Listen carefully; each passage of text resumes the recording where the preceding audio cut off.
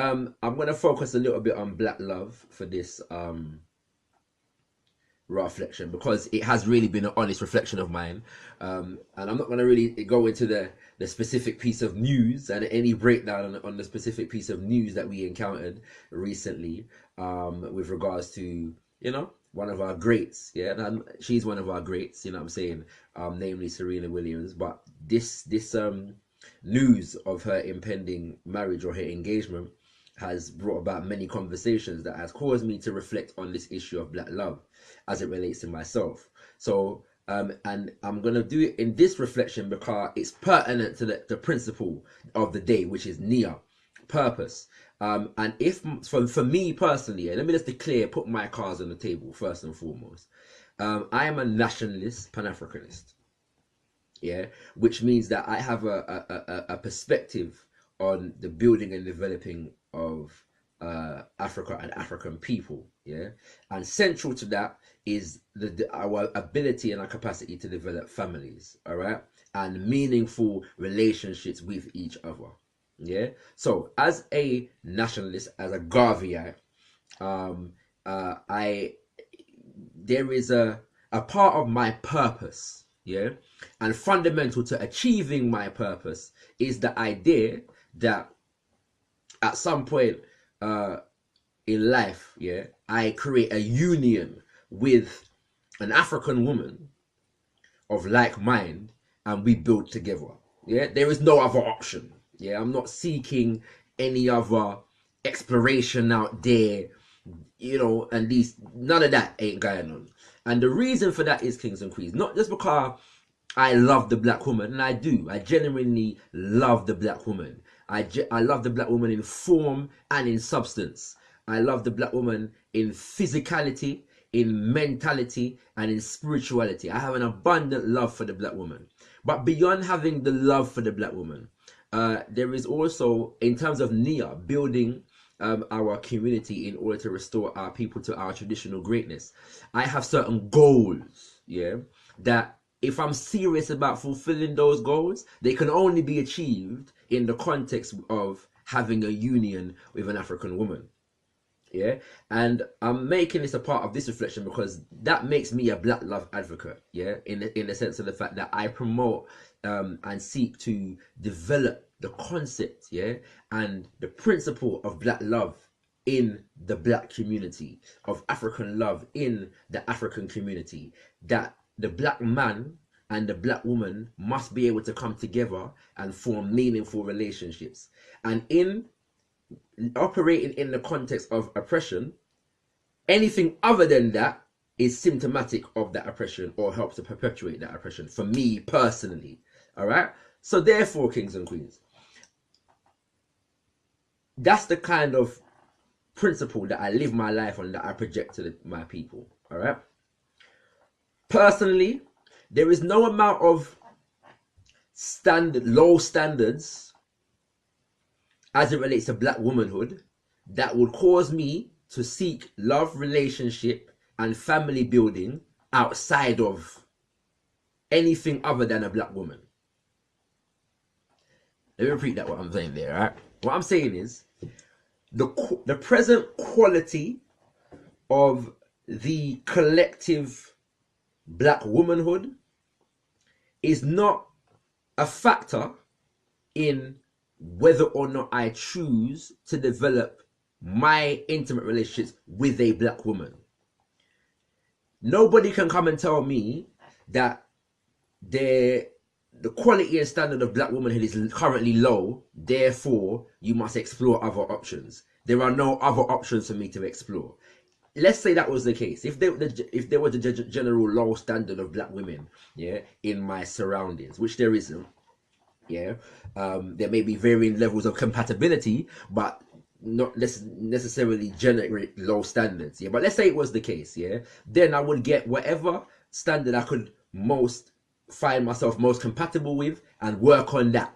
Yeah, so that we can develop something different for the next generation. That's the principle on which I stand on. All right, there is nothing about any other woman that could take me away from the black woman.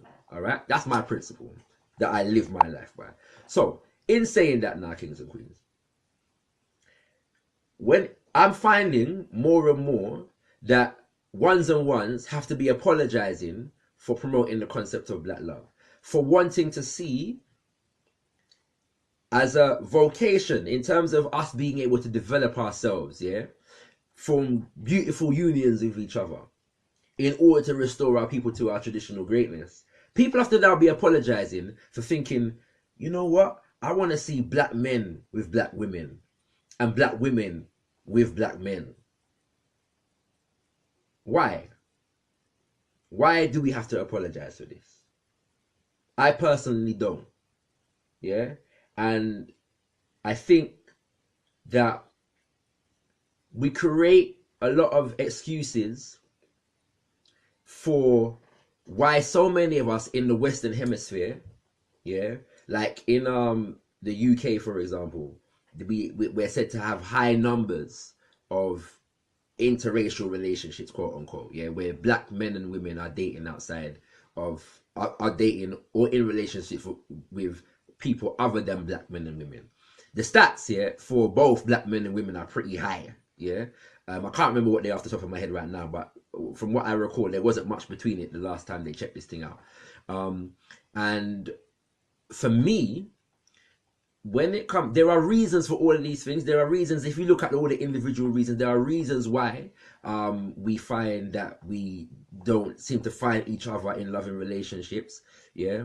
Many say, for example, that the higher you go up the corporate ladder, there's less of us there. So there's less opportunities to find black men and women in meaningful relationships. Yeah, that may well be true, except for the fact that depending on who you speak to, brother or sister, we tend to apply different standards to each other in terms of how well we apply this rule. In the sense of, well, if it's the fact that for a black man going up the corporate ladder means there's less black women, then it would also mean that for the black woman. So there's, but when like some brothers don't apply that reason to the sisters them, and some sisters don't apply that reason to the brothers them. But there are other reasons. There are personal reasons, upbringing and whatever else like that whereby we can't seem to find each other in loving relationships as black men and women. But to me, the fundamental reason is that we don't have an ethos that says we want to find a black man or a black woman and nothing else will do. If we had that undying commitment as African people to find each other and create loving relationships with each other, whatever challenges exist in that context, we would overcome them because we have that principle and that intention. There are whatever other reasons you're going to give me, as far as I am concerned, at the back basis of all of it is the fact that we do not have a commitment to each other as black men and women. I don't care what other excuses, what other reasons, even genuine reasons. The fundamental baseline thing is that we do not have an undying commitment to each other as black men and women. Because if we did, I repeat, whatever the challenges were, we would overcome them in order to be with each other. So I don't buy the argument necessarily that just lack of opportunity, yeah, is why we do these things, or feeling rejected by the opposite is why I'm not into that, yeah. And I'm not even trying to say that that's not even relevant in certain circumstances, certain individual circumstances. What I am saying is that as a collective, if we had a commitment to be with each other, we would overcome those challenges in order to be with each other. And so on this, we're observing the fifth principle of Kwanzaa, Nia, purpose. I'm affirming again, yeah, that commitment, because I believe that as a black man, one of the best ways that I can help to build and restore my people to our traditional greatness is to form a loving union with a black woman.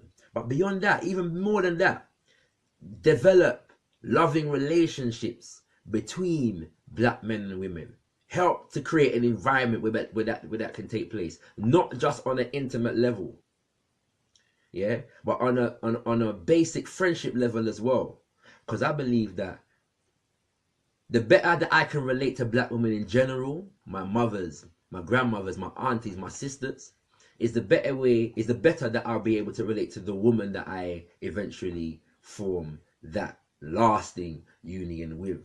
Yeah, there needs to be created an environment whereby we're committed to solving the problems that exist between us. We cannot build our community as black people if black men and women are warring. We cannot restore our people to our traditional greatness if African men and women are warring, yeah, and finding all kinds of excuses and reasons, yeah, to be in conflict with each other, yeah. Petty conflict does not a community build. I have to get Shakespearean with the thing. You understand? All right. So yeah, it's just interesting that how things develop in the sense of the fact that this particular reflection came was was carried on from yesterday, but brought into the day of Nia, purpose. Yeah. And I find that one of the biggest barriers for us being able to really develop and build is the fact that we're constantly in conflict with each other. And so I urge sisters and brothers, to really look at that, and in terms of not just how we can fight our own gender corner, but also to reach out and understand where each other is coming from so that we can solve some of these problems, because I believe that there is definitely a war being manipulated among us right about now. I don't think it's all organic and comes from within, if that makes sense. I really don't believe that. But wherever it's coming from, we have a responsibility to solve it. And so in me, one of my ways of solving it is the fact that I have within myself resolved that I have an undying commitment to the African woman. Yeah. An unequivocal commitment to the African woman, and to see the development, the mutual development of the African woman in alignment with myself, and the development of myself in alignment with the development of the African woman. There is no other option for man. And I do believe that the more of us have that undying commitment to each other, even outside of the context of relationships, the better we will be able to build our community, the better we'll be able to form these loving relationships that we're talking about. So the first thing I want to say is that it's impossible to leave our community more beautiful and beneficial than we inherited it if black men and women are at war with each other. I touched on this yesterday. And there is currently a war against black love, a war on black love. A war on the concept of black men and women coming together and forming respectable, loving, and productive unions with each other. Yeah. In my first video, I spoke about the fact that there's a deficit of even images that really relate to seeing black couples together. Watch all of your favorite dramas, yeah, and see if you don't find that there's hardly any black love relationships in any of the dramas, be they written by us or written by people of the quote-unquote dominant culture. And one of the things that I'm realizing, kings and queens, is that even the desire for us to see each other with each other is being frowned upon even among ourselves. Yeah. When coming up as a child, yeah, people like to deny this nowadays. I don't know why, but it was a talking point in the 90s that successful black men tended to be with white women. And these successful black men were, in many quarters, cussed quite exponentially for this reality, or this perceived reality, depending on who you believe. Some of the arguments that used to go around at that time was the fact that the choice, yeah, to be with a non-black woman, specifically a white woman, was a direct reflection or insult to their mother, because their mother, you should be looking to develop a relationship with a woman who is in the image of your mother. Yeah. And that was a common argument, you know what I'm saying, at one time. Yeah. And the argument that a lot of brothers used to use was the idea that black women are hard to deal with. Yeah. They're hard work. all right, and these things. And so in that context, many people used to cuss their man there as weak and lazy and not even willing to put in the work to get the system. Now, when I say many people, I mean especially in the black activist community. I can say that for a fact. Used to cuss these men for not being forthright enough to and having the stamina to deal with a sister and taking the easy option. Yeah. And at some point this became, I'd say early 2000s, an issue to do with black women. Yeah. So black women didn't like to see black men with non-black women. And that was never my reality, in the sense of the fact that in the activist community, man and woman was really promoting the concept of black love. Yeah. Today, we're seeing a role reversal, whereby sisters being with non-black men is seen as an issue that black men have a problem with. Not black people, but black men have a problem with. Yeah. And we're hearing that, especially for black professional women, that there are not enough black professional men to really meet men who are on their level, so to speak. Now again, depending on if you believe certain statistics, there are more black professional women in places like Britain and America than there are black professional men. All right. And the reason for this, for many people varies. For some, it's the lack of ambition of black men. Yeah. Black men are too workless to meet their women where they are at. I don't know if we're naive enough to believe that this is just how it is, whether we think that it's an accident that there are more black professional women at certain levels than there are black professional men, given the fact that professionalism is a vehicle through which the society perpetuates itself. If this is an accident, and if professionalism in this society should be the key marker in terms of how we assess relationship eligibility in our community. But this is a reality that we're currently facing, so we have to address it. All right. But then the fact of seeing that dynamic now is being put forward as a black man issue, that black men have a problem with seeing black women with non-black men, in particular white men. Now let's look at this. The idea, I'm speaking from a black male perspective, yeah, the idea of seeing a sister with another brother. Let me deal with it in chronological order first and foremost. Being raised by women, black women, right, who promoted the concept of black love. The idea was that seeing a brother with a sister was reinforcing for all of the sisters out there, in the sense of the fact that I can look at this sister and see this sister as a reflection of myself, and so be proud of this union, because it also reflects my existence. It also reinforces my principles, my values, who I am and who we are as a people. Yeah. And I can say the same as a brother, that if I can look at another black man and say, Guan, brethren, for stepping up to the plate, or for developing yourself in a way that enables you to be in a relationship with this particular sister, I can look at that brother and see a reflection of myself, yeah, and reinforce myself through seeing my brothers relating to African women in very, very positive ways. All right.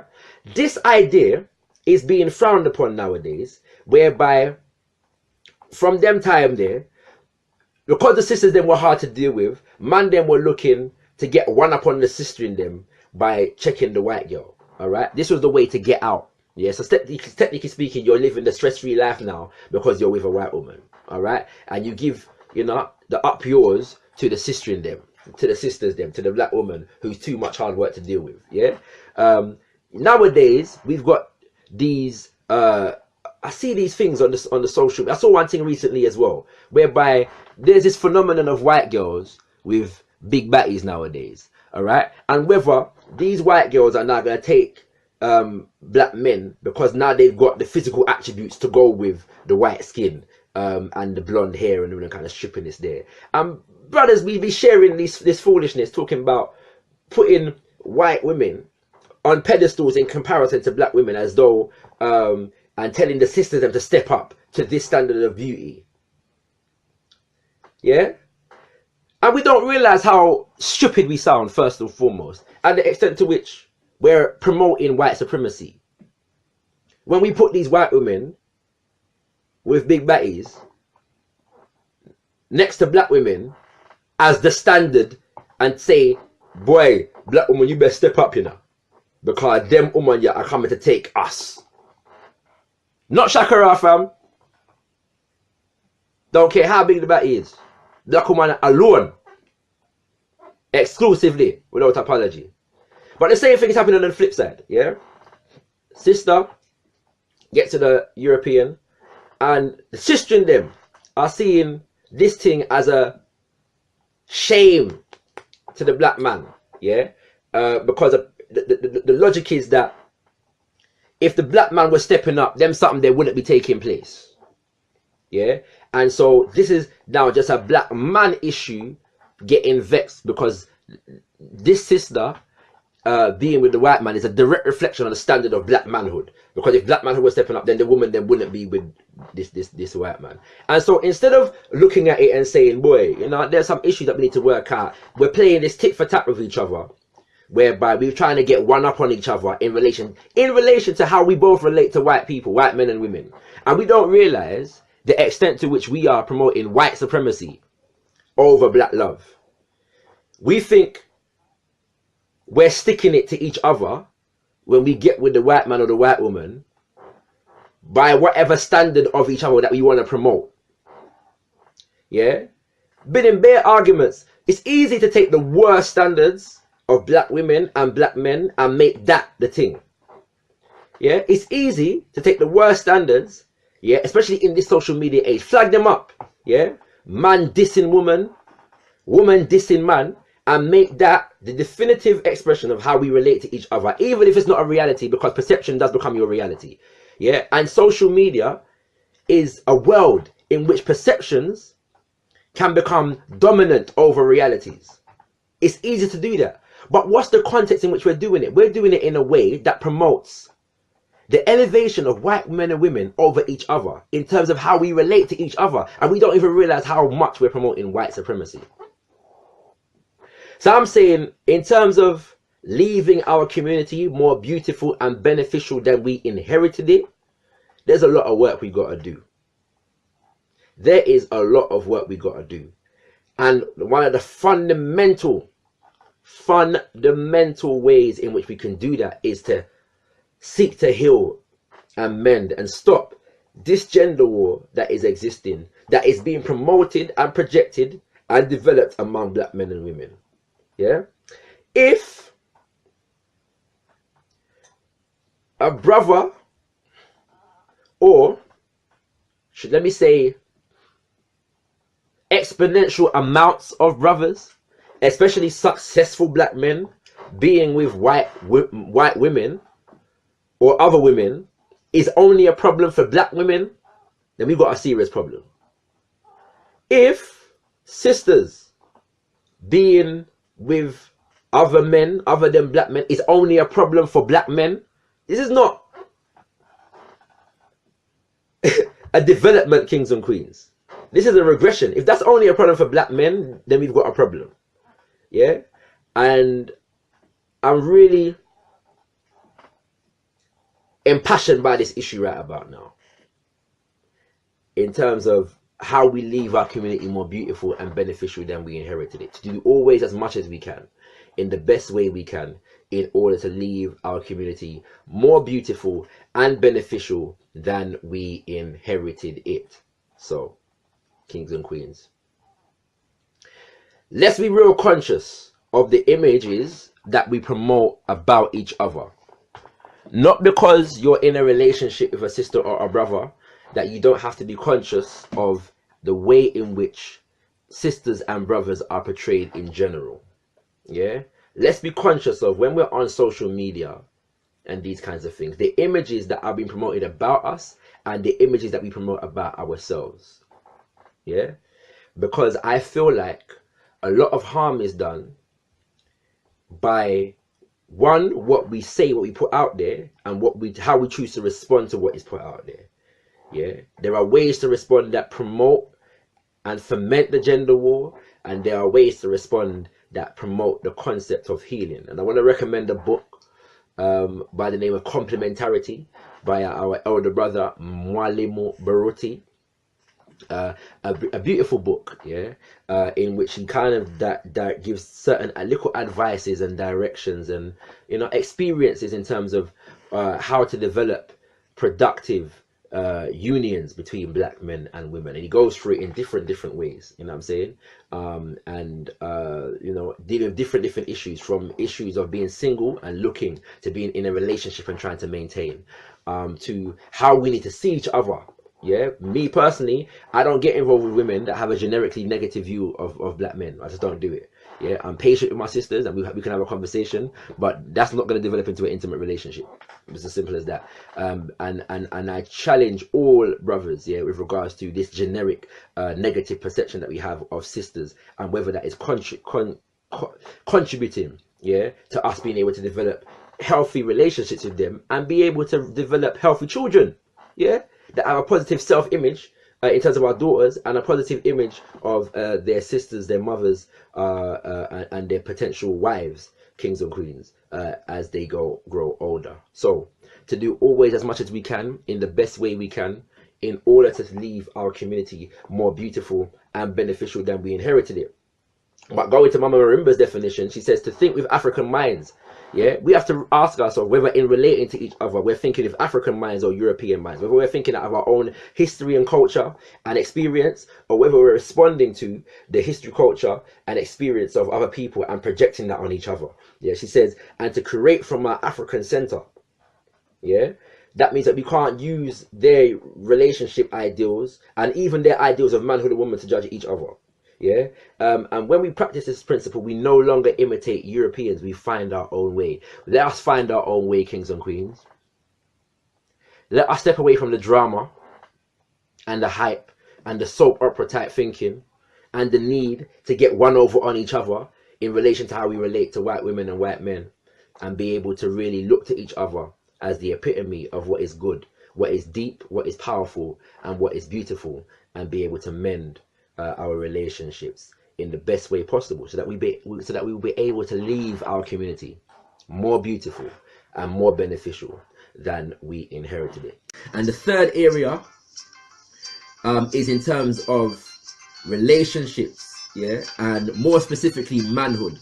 Been doing some work this year, kings and queens, in terms of black manhood decoded, and getting us as adult men to really take a very serious look at where we have developed our ideals of manhood, where they are productive and where they are disruptive, and being able to go through that surgical in-depth process in order to assess how we develop and evolve our manhood in the coming years. There is a very serious attack against black manhood in this day and age, and one of the things that is taking place is that we have a particular social media school of thought that sees the empowerment or the power in the black man as the black man's ability to put the black woman in her place, or to put out very derogatory images and ideas about black women as a means for, they would say, rescuing the black man from certain kinds of ideas and ideals. And for me personally, there must be a way to empower and revive black manhood without attacking African women and African womanhood. And so in terms of developing this work, we have to really be conscious of developing black manhood in ways that are complementary to our sisters, our mothers, our friends, our potential partners and wives, kings and queens. and I'm very, very conscious of this, because there is actually an attack against black manhood that is being fomented through gender warfare. And as a man, I see as the primary responsibility of men to address men and deal with men. Give you an example. I wasn't going to go into examples for this reflection, but I'm going to give you an example because it's relevant. My generation was raised on images of black men popularly referring to black women, and the most prevalent definitions or terminologies was bitch and hoe. Bitch and hoe. And it was necessary for us to challenge these things, kings and queens. My thing is, when these things were challenged, the idea was that there are designations of women. Yeah, you got bitches over here, then you got women over here. All right, and so the man them shouldn't be knocked for talking about the bitches.